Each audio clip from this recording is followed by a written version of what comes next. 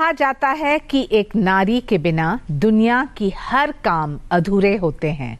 नारी सृष्टि की सबसे खूबसूरत रचना है जो न सिर्फ कुल आगे बढ़ाती है बल्कि समाज से बुराइयों को खत्म करने की क्षमता रखती है।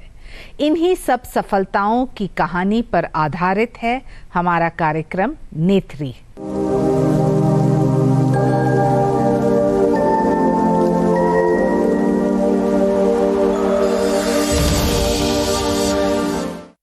नमस्कार, स्वागत है आप सबका हमारे विशेष कार्यक्रम नेत्री, महिला सांसद और उनकी कहानियां।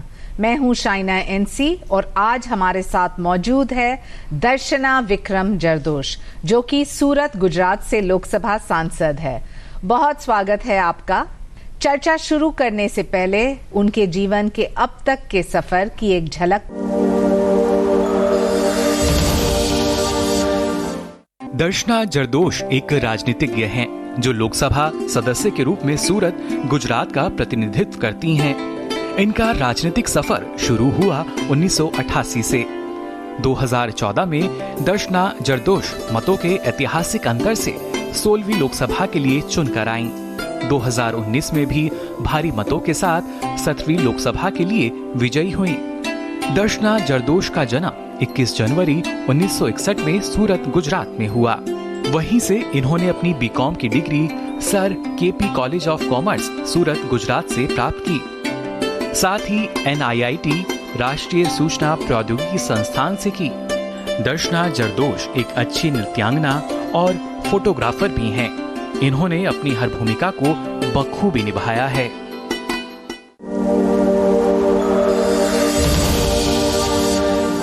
और भी कई सारी बातें हैं जो दुनिया को बताना है, तो उन्हीं से जानते हैं उनकी यात्रा के कुछ दिलचस्प बातें।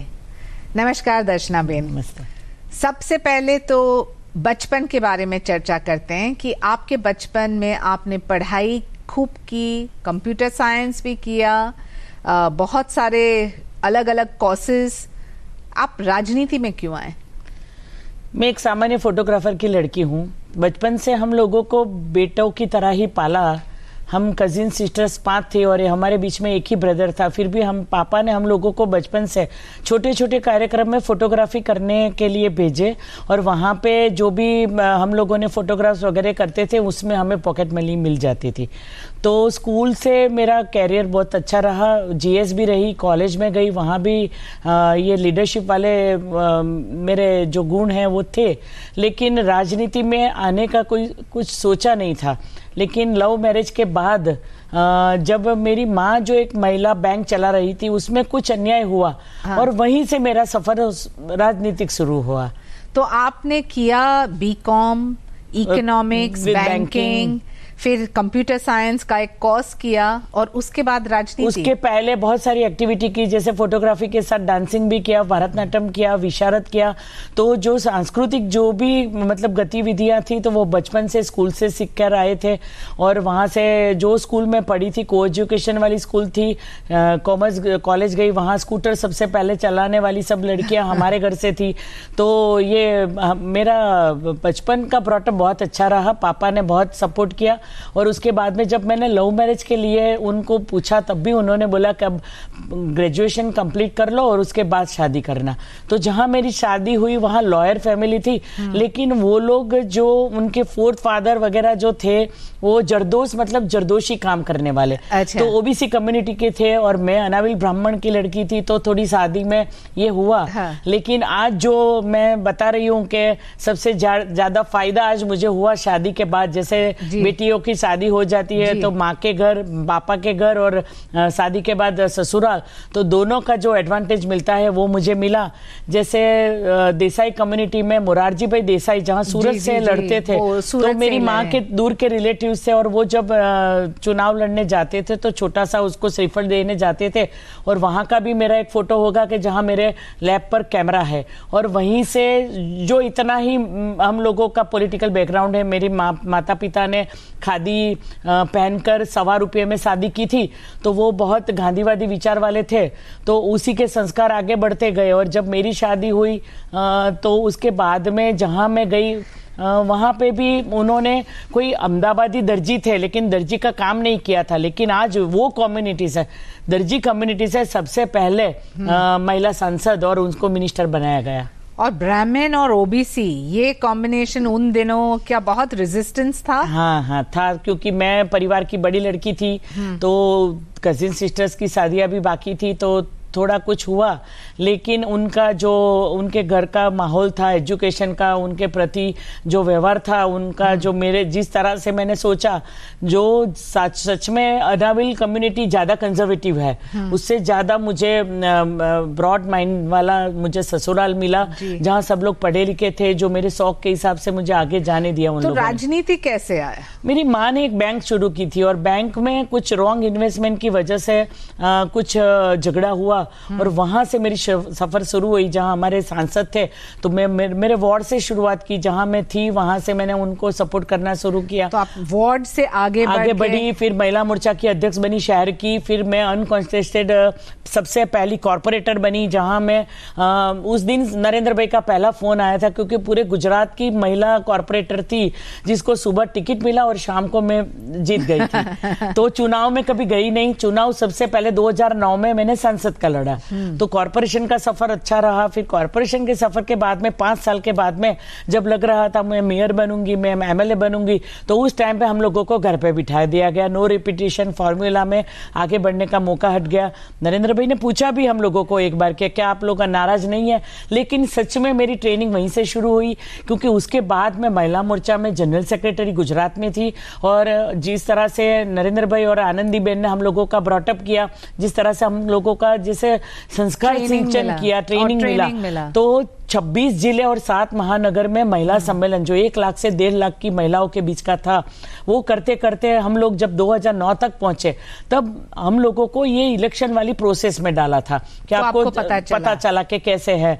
तो मैं सक्षम हो गए। मैं पास वाले एरिया में गई थी कि जहां मैं जो लोग कॉर्पोरेशन संसद के चुनाव के लिए अपना जो कर रहे थे कि हमको चुनाव लड़ना है, तो मैं भरूच में थी और भरूच में चुनाव लड़ते लड़ते मुझे सूरत का टिकट मिल गया। जिस दिन टिकट मिला उस दिन सबसे पहले रोना आ गया, क्योंकि सोचा था कि मैं एमएलए तक जाऊंगी, गुजरात तक सोचा था, वहां मैं स्कूल बोर्ड में भी रही, वहां मैं एक बोर्ड में भी रही, वहां तो आगे दिल्ली तक, क्योंकि दिल्ली मैंने देखा नहीं था। हाँ। तो सबसे पहले 2009 में चुनाव के बाद में आपका पहला चुनाव था।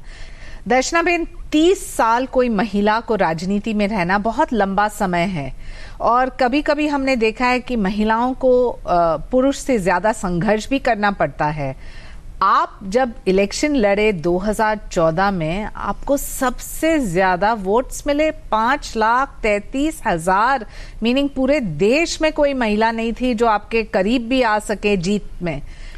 नहीं, 2009 में मैं 75,000 वोटों से जीती, और 2014 में जब हम लोगों ने ये सफर तय किया, तब उसके बाद में ये लोगों के बीच में जाना, उनके साथ में जो नरेंद्र भाई की सोच थी किस तरह से योजनाओं को लोगों तक पहुंचाना, उसके बाद में ये हुआ। और उस टाइम पे ये सपोर्ट भी मिला कि 2014 के चुनाव में नरेंद्र भाई को प्रधानमंत्री बनाना था। तो गुजरात के लोग और सूरत के लोग ज्यादा पसंद करते हैं उनको। जैसे हर 100 में से 75 वोट बीजेपी को मिला, तो बीजेपी का गढ़ माना जाता है हम लोगों का। और वहां से ये 2014 और फिर 2009 में भी 76% तक मेरा वोट शेयर रहा। लेकिन 2014 में 5,33,000 और फिर 2019 में 76% वोट शेयर लेना, ये एक बहुत बड़ी उपलब्धि है, क्योंकि लगातार एक एंटी इनकम्बेंसी भी आता है जो आपके क्षेत्र में नहीं आया, और सूरत के लोग ने आपको ही चुना हर बार। नहीं, आता है। जैसे विधानसभा चुनाव में हमें संघर्ष करना पड़ता है। आपने जैसे पूछा महिलाओं का संघर्ष, तो मैं इतना अपने आप को लकी मानती हूं कि आनंदीबेन और नरेंद्र भाई के साथ में जो ट्रेनिंग हुई, तो हम लोगों को कंफर्ट जोन ज्यादा मिला गुजरात में। जिस तरह से उनकी सोच थी कि pending issues of the state with central government, जो हम लोगों ने अच्छे से उनका कनेक्ट किया। जो हम लोग संसद में आते थे, तो बाकी गुजरात से सिवाय और स्टेट के लोग को लगता था कि अच्छा नरेंद्र भाई ने इतना तैयार करके भेजा, तो हमें 2009 में यहाँ के क्या करना था वो भी एकदम क्लियर था। 2014 के बाद में उनको देख देख के आगे बढ़ना था। तो ये संघर्ष तो नहीं बोल सकती मैं, लेकिन इतना कह सकती हूँ कि पुरुष प्रधान समाज में जो आपको, मुझे और कोई भी फील्ड की महिला को जो संघर्ष करना पड़ता है वो आता है, लेकिन हम लोग उससे बाहर निकल के अपने आप को अगर काम में ज्यादा अपने डेडिकेट करते हैं तो ये इसमें से बाहर निकल जाते हैं। दर्शना बेन, सूरत के सबसे अहम मुद्दे कौन से हैं और कौन से ऐसे योजनाएं हैं जो आपको लगता है कि हाँ सही में इससे आपके महिलाओं को फर्क पड़ा है? 2009 में जब मैं चुनाव लड़ी, हम लोग 2 सांसद थे और उस समय पे सबसे बड़ा इश्यू था कनेक्टिविटी का, जो दिल्ली आने के लिए सिर्फ ट्रेन से था, एक ही ट्रेन थी। आज उस सफर तय करते करते सूरत का ग्रोथ, जो एक स्टेशन का ग्रोथ 0% से, जो एक ही फ्लाइट थी 3 दिन आती थी, उसके बदले में आज 54 फ्लाइट से और हर देश के हर एक शहर से जो जिसकी कनेक्टिविटी है, तो ये सफलता का ग्राफ रहा। जैसे रेलवे कनेक्टिविटी, ट्रेन की कनेक्टिविटी, जो जिस तरह से आज मैं रेल मंत्रालय में मैं मंत्री बन के आई हूं, तो सबसे ज्यादा रेवेन्यू देने वाला गुजरात का स्टेशन वही है। सबसे ज्यादा स्टेट से कनेक्ट होने वाला शहर गुजरात है, क्योंकि सूरत है, क्योंकि उनको मिनी भारत कहा जाता है। तो जहां बिहार, उड़ीसा, यूपी सब जगह से, तमिलनाडु से, साउथ से, पंजाब से लोग आते हैं, जिन्होंने जिनकी सबकी कर्मभूमि बनी हुई है। क्योंकि 3 बड़े जो उद्योग है, जरी उद्योग, डायमंड उद्योग और टेक्सटाइल उद्योग, तो उनके साथ जुड़े हुए इश्यू के लेके हम आगे बढ़े। जब 2014 में नरेंद्र भाई ने जीएसटी डाला, तब वो जो कपड़ा मंत्रालय था जो आज मेरे पास है, तो उसमें भी काफी दिक्कतें आई, लेकिन उस समय अरुण जेटली जी ने, पीयूष जी ने, सब लोगों ने मिलकर हम लोगों ने उसका हल निकाला, लोगों से बातचीत की। और जिस तरह से नरेंद्र भाई के साथ में गवर्नमेंट ने जो अप्रोच किया है कि अगर कोई भी इश्यू आता है तो उनका बातचीत से हल निकालो और उसका सॉल्यूशन हम ही देंगे। दर्शना बेन, वार्ड में काम करना बिल्कुल अलग होता है और यहाँ दिल्ली में संसद में जब आप कोई भाषण या कोई मुद्दा उठा रहे हैं तो आप इसका रिसर्च कैसे करते हैं? नहीं, मुझे लगता है कि जिस तरह से कोई भी समस्या को लेके यहाँ पे आना है तो उनमें उसको समझना बहुत जरूरी होता है कि उसको ठीक से अगर समझ ले तो हम ज़्यादा अच्छे से प्रेजेंट कर सकते हैं। और वार्ड में काम करने से ज़्यादा उसके साथ साथ जब मैं दिल्ली में आई तो 2009 से 12 के बीच में स्मृति जी के साथ और 12 से 14 के बीच में महिला मोर्चा में सरोज जी के साथ, तो 4 साल यहाँ और 6 साल गुजरात में ज़्यादातर मैं महिलाओं से जुड़ी और संगठन से काम किया। तो जो इश्यू जो उनके पास थे, जो लोगों से कनेक्ट होने की जो आप बात कर रहे हैं, वो मैं समझती थी। गुजरात में और सूरत में भी ऐसा होता था कि जो हम लोगों की इश्यू है तो मैं वहां तक हर एक मेरे क्षेत्र में जाना, उन लोगों के संपर्क में लेना, वो डेली होता था। तो उसके हिसाब से ये चलता रहा। दर्शना जी, गुजरात एक बहुत ही अलग एग्जाम्पल है, विचित्र है एक ढंग से, जहां 2 सांसद फिर बढ़ते गए और हर एक महिला जिनको मौका मिला वो जीत के आती है। क्यों? नरेंद्र भाई ने जब पहली बार टिकट दिया ना सबको, तब भी ऐसा था, जहां उनका बेस होता है ना, 7 एमएलए बीजेपी विन होते हैं, वहीं महिला को टिकट देते हैं। किसी भी महिला का फैमिली बैकग्राउंड नहीं है, जो अपने अपने क्षेत्र में आगे खुद बढ़ी है, ऐसी महिला को वो आगे लाए। तो जैसे पहली बार 2009 में हमको 3 महिला को टिकट मिला, अध्यक्ष और महामंत्री दोनों को, हमने 100% रिजल्ट दिया, तीनों में से तीनों जीत कर आ गई। फिर वो 4 हुई। जब 2014 में उनको अपनी सीट खाली करनी थी तो उन्होंने 1 को और ज्यादा दे दिया, तो 5 हुआ। 2019 में हम आगे बढ़ते गए, जिस तरह से वो 2000 में हम 19 में 6 हुए। आज जिस तरह से हुआ कि सबसे ज्यादा महिला मंत्री उन्होंने ही इस बार की मंत्रालय में लिया, जो हर एक कम्युनिटी से थे, हर एक क्षेत्र से, जो अपने अपने फील्ड में और अपने अपने राज्य में कुछ न कुछ ऐसी ज्ञाति से जुड़ी थी कि जहां से उनको पहली बार लाया गया। जैसे त्रिपुरा से कोई आई तो पहली बार, मैं गुजरात से जो आई, जो मेरी कम्युनिटी से, वो पहली बार। तो इस तरह का उनका जो फूलों का गुलदस्ता बनाने का जो उनकी सोच है कि हर कम्युनिटी से ही बनता है, तो वो कॉर्पोरेशन में भी तय होता है, वो विधानसभा में भी तय होता है और लोकसभा में भी होता है। और कॉर्पोरेशन का बेस जैसे हमारा पिरामिड होता है ना, जैसे मेरे कॉर्पोरेटर सब चुने हुए हैं, उसके बाद में एमएलए सब चुने हुए हैं, तो मेरा काम आसान हो जाता है। जब पहली बार ये हुआ कि 2019 में हम लोगों को 5-6 टिकट कम मिली, तो हम लोगों को ऐसा होता है कि वहां हार्डवर्क करना है। जिस तरह से 2012 में हुआ था कि 12 सीटों में से वहां कॉर्पोरेशन पे कुछ नहीं था, सबको लग रहा था राहुल राहुल जी ने भी इतना वहां आए, सूरत को हम लोगों ने सेंटर बना दिया कि यहाँ से कुछ हमको मसाला मिले, लेकिन फिर भी वो सब लोग गलत निकले। उस टाइम पे भी ऐसा हुआ कि जितने भी उनके लैब्स से वो हटा के बीजेपी को विन मिल गया। तो हम लोग मेहनत करने वाले लोग हैं, जो व्यापारी लोग हैं, ज्यादातर बिजनेस से जुड़े हुए लोग हैं, तो बीजेपी से जुड़े हैं। तो डायमंड मैन्युफैक्चरर्स, डायमंड के जो फैक्ट्रीज हैं, टेक्सटाइल के जो काम करते हैं, महिलाओं को जो मौका मिलता है, उसके लिए क्या आपने एक रूपरेखा बनाया? क्योंकि कनेक्टिविटी तो एक चीज होती है, लेकिन व्यवसाय में लोगों को बहुत हाँ जी है। जो ईज ऑफ डूइंग की जो बात होती है, जहाँ पे उनको अच्छा सा माहौल मिले, जैसे कॉरपोरेशन जो अच्छी सुविधा दे रही है, लाइट, रास्ता, गटर, पानी, वो तो है, उसके साथ में 24 घंटे ये सब प्रोवाइड करना, उसको जो बिजनेस को चाहिए, जो पानी चाहिए, जो टेक्सटाइल को चाहिए, वो सब है हमारे यहाँ। टेक्सटाइल पार्क इतने सारे बने हुए हैं, कोई भी कपड़ा ऐसा नहीं पूरे देश का, दुनिया का, कि जो सूरत में ना बनता हो। ये नायलॉन हो, विस्कोस हो, मैनमेड हो, या तो जरी का काम हो, सब यहाँ बनता है। डायमंड की कटिंग पॉलिश 100 में से 19 डायमंड सूरत में बनते हैं। अब उनको ब्रांडिंग पे जाना है। जिस तरह से नरेंद्र भाई की सोच है कि अगर हमको दुनिया को मुट्ठी में करना है तो इंटरनेशनल ब्रांड तक पहुंचना चाहिए, तो ये सोच उन्होंने सूरत के व्यापारियों को दी है। जो उनको लगता है कि ये हमारी सोच कोई पूरी कर सकता है, तो नरेंद्र भाई कर सकते हैं। और दर्शना बेन, अभी आपको एक जिम्मेदारी और रेलवेज और टेक्सटाइल, इसमें क्या है आपकी भूमिका और कैसे आपके क्षेत्र के लोगों तक आप पहुंचाएंगे आपका काम? 2017 साल के बाद ये मिनिस्ट्री सूरत को मिली है। जब काशीराम भाई राणा थे तब वो थे। मेरी कम्युनिटी, जैसे पापा वाली मोरारजी देसाई के बाद में किसी महिला को यहाँ पे मिला, ओबीसी जो सबसे ज्यादा है, तो हमारी सब कम्युनिटी, सब लोग इतने खुश है। तो टेक्सटाइल तो मैं पूरे 12 साल करती रही थी, तो ये विषय मेरे लिए नया नहीं है। मैं और उसमें मेरा दे सकती हूँ इनपुट वगैरह, जो जानना है उसका रिजल्ट देना। कल ही हम लोगों ने एक रिजल्ट दिया, जिस तरह से हुआ कि विस्कोस पे एंटी डंपिंग ड्यूटी डालनी थी, पीयूष जी को जिस तरह से कन्विंस किया, और हम आज वो फेवर में आया सूरत वाले लोगों के। डायमंड का भी ऐसा है। सबसे कोविड के टाइम में, पेंडेमिक टाइम में भी अगर कोई एक बिजनेस चलता था इंटरनेशनल मार्केट में, तो डायमंड वाला चलता था।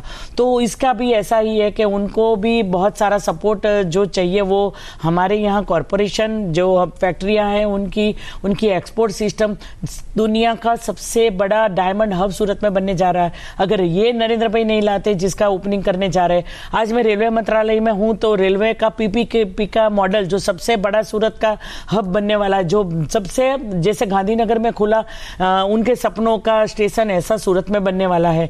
तो जिस तरह से कनेक्टिविटी सिर्फ एयरपोर्ट की नहीं, रेलवे की भी होती है, और इंफ्रास्ट्रक्चर जो सब बिजनेस को चाहिए, वो सब सूरत में कॉरपोरेशन, राज्य सरकार और केंद्र सरकार, तीनों का मेल अच्छा है। दिक्कतें क्या है? अब तो ज्यादा नहीं दिख रही है क्योंकि जितनी दिक्कत आती है हम लोग उनको सॉल्व करते जाते हैं। तो ज्यादातर ऐसा ही रहता है कि हम लोगों को 2-3 महीने लगती है कि ये दिक्कत है। बाद में जिस तरह से नरेंद्र भाई ने सरकार में जो अपनी सोच रखी है बातचीत का माध्यम, वो बहुत अच्छा है कि कहीं पे भी जाओ अपने मंत्रालय लगते हैं। जैसे कल नितिन जी ने एक मीटिंग बुलाई थी कि रोड पे हम लोगों को क्या विजन करना है। सबसे ज्यादा मंत्री इस बार यहाँ से मिले हैं, गृह मंत्रालय अमित जी के पास है। नरेंद्र भाई अपनी खुद की उनकी जो सोच होती है कि हर एक क्षेत्र के बारे में उनको कुछ ना कुछ पता होता है। तो हम लोगों को लगता है कि उनका ये मार्गदर्शन जो हम लोगों को मिलता है, तो वो चैलेंजेस जैसा लगता नहीं, हमें आसान तरीका लगता है कि विजन क्लियर है हमारे पास। 2024 है, 75 ईयर्स जो हमें आजादी के है, उनकी सेलिब्रेशन के लिए कुछ ना कुछ नया आइडिया देना है। अभी जैसे हैंडलूम डे आया तो मैं सबको लेके, सभी महिला सांसदों को लेके मैं दिल्ली हाट चली गई कि चलो हमें हैंडलूम को प्रमोट करना है। तो इस तरह से होता है कि कुछ भी बात में 75 जोड़ के हम लोगों के आजादी का अमृत महोत्सव जो तैयार करना है। और 2024 चुनाव से पहले जो ये 2 साल कोविड के हमारे खराब हुए हैं, तो उनको डबल गति से आगे बढ़ाना है। हमारे पास 3 साल है, 3 साल में हम लोगों को इतना टारगेट अचीव करना है। वो रेल मंत्रालय में हो या टेक्सटाइल में हो या मेरे शहर के लिए हो, तो हम करेंगे। कौन से महिला से आप स्वयं प्रेरित है, सोच विचार से आप प्रभावित हो, या जिनके जिंदगी से आपको प्रेरणा मिलती है, कौन है ये? जिस तरह से बचपन से हम लोग आगे बढ़ते हैं तो सबसे पहले माँ होती है जो हमारी सहेली के रूप में हमारे साथ जुड़ती है।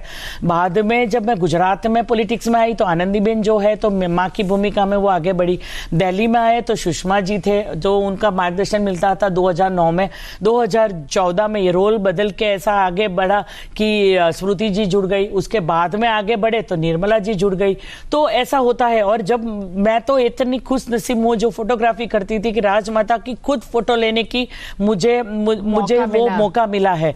तो ये जो हम लोगों का आइकॉन होता है, हम लोग सोचते हैं वाजपेयी जी का जो आई कॉचिंग फोटो जो फोटोग्राफी के तौर पे मैंने लिया हुआ है वो किसी के पास नहीं होगा। उनकी 75th बर्थडे जो सूरत में सेलिब्रेट करके उनकी केक काटी थी उसके बहुत सारे फोटोग्राफ्स मेरे पास है।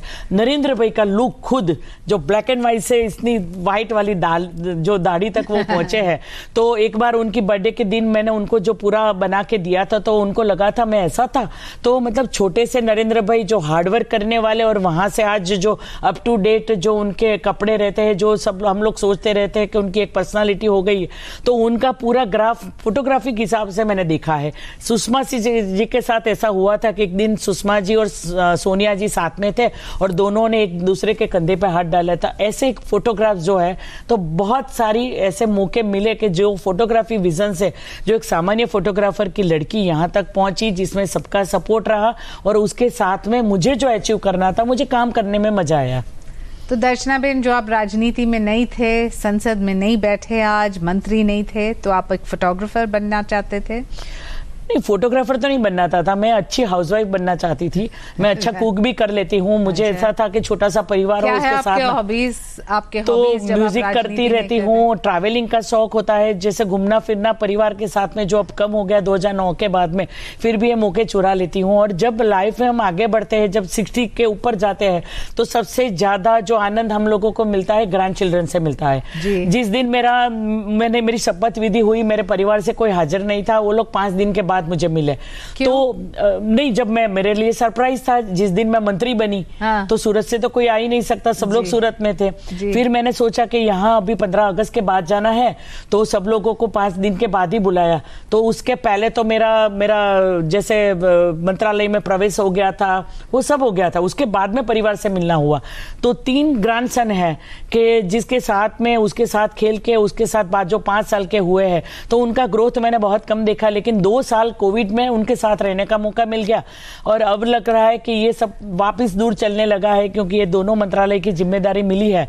लेकिन लास्ट जो पॉइंट हम बोलते हैं कि कुछ विश बाकी रह जाती है कि कुछ बाकी है क्या, तो है ऐसी कि लड़की नहीं है। क्योंकि मेरा ग्रोथ जो हुआ है तो ऐसा हुआ कि मैं पापा की लड़की थी, उसकी लाडली थी, तो उसके हिसाब से मुझे बहुत अच्छा मिला। जैसे पुरुष प्रधान समाज में 5 लोग थे जो मेरा कहा मानने वाले थे, डोमिनेटिंग में हो गई थी। पापा, एक ही भैया, हस्बैंड ने कहा माना, दोनों बेटों ने माना। तो अब ऐसा हो गया। लेकिन अब मेरी टीम बड़ी हो गई, 2 बहुएं आ गई है, तो हम लोग 3 हो गए। तो 3 का हम लोगों का मेल हो गया है। 3 ग्रैंडसन, 3 लेडीज हम लोग घर के, और विक्रम और उसके दोनों साथ आशय और प्रणय। तो पूरा परिवार हम लोग सिमट के रह गए। तो परिवार की खुशी मुझे स्ट्रेन देती है। आप अच्छा गुजराती खाना बनाते हैं? हाँ, मैं बनाती हूँ। यहाँ पे भी ऐसा है, एक दिन नरेंद्र भाई ने प्रधानमंत्री कार्यालय पे बोल दिया था कि महिलाओं का जब मेल था तब, कि वो अच्छी फोटोग्राफर भी है और आप लोगों को तो खाने बनाने का शौक होगा, खाने का शौक होगा, लेकिन टाइम नहीं मिलता होगा, तो आप दर्शना जी को बोल दो, वो आपको अच्छा खाना खिलाएंगी। और लोकसभा में भी देखो, हम हर पार्टी के लोग जो गुजरात के खमन होते हैं, मैं यहाँ पे सबको, हम लोग लास्ट बेंचर जो है लोकसभा में सेंट्रल हॉल में ये खाने का कार्यक्रम करता है। मैं, मीनाक्षी, सुप्रिया जी, तो उस समय कोई पार्टी का वो नहीं रहता, मतलब सौगत राय जी भी आके खाना खाते हैं, महुआ भी आती है। तो ये सब हम लोगों का जो खाने की वजह से, सूरत का जमन और काशी का मरण, तो सूरत की खाने की चीज के हिसाब से मुझे कुकिंग का शौक भी है और मैं फूडी भी हूँ थोड़ी। बहुत। मोरारजी देसाई और उनका जो लेगेसी रहा, सूरत के प्रति जो आपके निष्ठा के साथ आप काम करते हैं, उस परिप्रेक्ष्य में क्या सूरत की महिलाओं को आप कोई मैसेज देना चाहेंगे गुजराती में? ગુજરાતીમાં તો એવું જ કે મોરારજીભાઈ પછી ભલે હું પહેલી સાંસદ બની છું, પણ નરેન્દ્રભાઈના માર્ગદર્શનમાં એમણે મહિલાઓને જે સશક્તિકરણ આપ્યું છે અને જે મજબૂત બનાવી છે, અને એમની જે સોચ હતી કે તમે સશક્ત હશો તો અન્યાય સહન નહીં કરશો, તો એ સાયકલ સાથે જ ચાલતી હોય છે. એટલે તમે તમારી મનગમતી પ્રવૃત્તિ માટે 1 કલાક જરૂરથી કાઢો અને એમાં તમે એક્સપર્ટ બનો, અને એની સાથે સાથે પરિવારને બગાડ્યા વગર પરિવારનો સાથ લઈને તમે તમારા ફિલ્ડમાં આગળ વધો. आप शायद दर्शनाबेन एक ही मात्र महिला सांसद है जिन्होंने बाइक रैली खूब चलाया इलेक्शन में, और वो फोटो बिल्कुल वायरल हो गया. रैलियां जब भी निकलती है तो कुछ नया करने का हम लोग सोचते हैं. तो ऐसा है कि हम लोगों को ये आदत है कि सूरत कॉस्मोपॉलिटन सिटी है, छोटा शहर है, तो वहाँ रास्ते भी छोटे हैं, तो वहाँ बाइक आसान हो जाती है. रूरल में भी ऐसा होता है, और लोगों को लगता है कि हमारे बीच हमारे जैसे सांसद है. तो ये बचपन से जो स्कूटर का ट्रेनिंग पापा ने दिया था, तो वो आगे बढ़ा है. तो अच्छी इसमें पॉलिटिकली भी हम लोग इसमें आगे बढ़ते हैं. अंत में नेत्री का लक्ष्य है कि महिला सांसद और उनकी कहानियां के साथ जो संघर्ष से प्रेरणा मिलती है, उनके प्रति आप क्या कहेंगे? सभी को नमस्कार. और बहुत अच्छा कार्यक्रम रहा, लेकिन संघर्ष सबके लिए है, जैसे मेरे लिए है, शाइना जी के लिए है, और आप सबके लिए भी है. लेकिन अगर हम लोग प्रधानमंत्री जी नरेंद्र भाई की पूरी कार्यशैली देखेंगे तो उनसे हमें पता चलेगा कि कितने घंटे काम करना, अपना फोकस क्लियर रखना, अपना विजन क्लियर रखना, और हमारे देश के लिए कुछ भी करना, और हमको इसमें किस तरह से जुड़ना है, हम क्या अच्छा कर रहे हैं, हमारे देश के लिए कर सकते हैं, तो वो करने थोड़ा सा समय जरूर निकालिए. बहुत बहुत धन्यवाद और बहुत बहुत शुभकामनाएं आप. तो ये थी दर्शना विक्रम जरदोश की कहानी. आम महिलाओं को जीवन में आगे बढ़ने की प्रेरणा देती है. आज समाज में महिलाओं के प्रति सोच बदलने की जरूरत है, तभी हमारा देश सही मायने में शक्तिशाली और विकसित देश बन पाएगा. आज शो में बस इतना ही. फिर मिलेंगे किसी और महिला सांसद से और जानेंगे उनके जीवन से जुड़ी दिलचस्प कहानियां. मुझे अनुमति दे. नमस्कार.